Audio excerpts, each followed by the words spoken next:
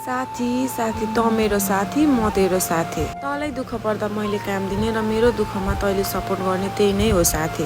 हजुरहरूले सोच्नु हुँदै होला क्या यो मान्छेले आज के भएको छ साथी साथी गर्दैछ भनेर। त्यस्तो खास त केही पनि भएको छैन कि, तर 2-4 जना मान्छेदेखि चाहिँ मलाई यति साह्रो रिस उठेछ नि भने केही भन्नु र हजुरहरूलाई। म केही काम नगर्दाखेरि मेरा त्यो पुराना साथीहरू, स्कुल कलेजको साथीहरू कोही नि बोल्दैन थियो के।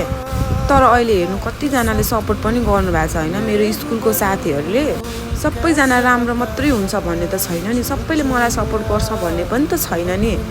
कोही कोही मैले त्यस्तो मान्छेहरू पनि भेटाएको छु नि, कहिले नबोल्ने केही नगर्ने, स्कुल छुटो साथी छुटो। अहिले केही म सानो बिजनेस स्टार्ट गरेको, सुन्न साथ, ओइ मलाई यो दिएन, ओइ मलाई यो दिएन, म त तेरो साथी होइन अरे क्या।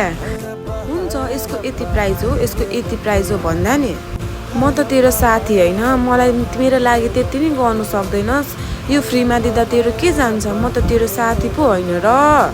मेरो कुनै टाइममा यति मिल्ने साथीहरू मैले पाएको छु नि जिन्दगीमा। कसैको बिहे भयो, कोही विदेश गए, कोही कता गए, सबैजना आफ्नै लाइफमा बिजी भए। हाम्रो साथीको सम्बन्ध यहाँ आएर तोडिन्छ भन्ने कुरा मैले लाइफमा सोचेको थिइनँ। स्कुल चेन्ज हुन्छ, कलेज चेन्ज हुन्छ, साथी चेन्ज हुन्छ, बेस्ट फ्रेन्डहरू पनि चेन्ज हुन्छ। मैले पनि त्यही सोचेर बसेँ कि ऊ पनि नयाँ कलेज गयो, उसको नि नयाँ नयाँ साथी भयो, मेरो पनि नयाँ नयाँ साथी भयो, नयाँ नयाँ बेस्ट फ्रेन्ड भयो। तर त्यस्तो हाम्रो सम्बन्धलाई यहाँ आएर टुङ्गाउँछ भन्ने कुरा चाहिँ मैले जिन्दगीमा कसम होला साथीहरू सोचेको पनि थिइनँ क्या। मसँग कुनै काम थिएन, तिनीहरू मलाई कहिले पनि मेसेज गर्दैन थियो।